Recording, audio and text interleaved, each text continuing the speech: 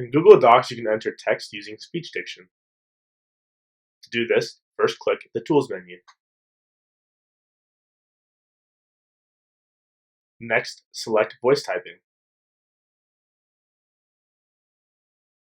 To start recording your voice, click the microphone. The microphone will change color and have a circular border to show that it's active. If this is your first time using voice to enter text, you'll need to give permission for Docs to use your computer's microphone.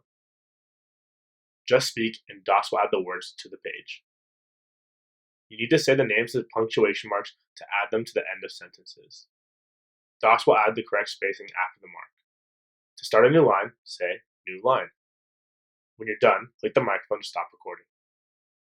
To move the recorder, drag the dots above the microphone to where you want the microphone. In the top corner of the microphone window, click X to close it. Congratulations, you now know how to add text using your voice in Google Docs.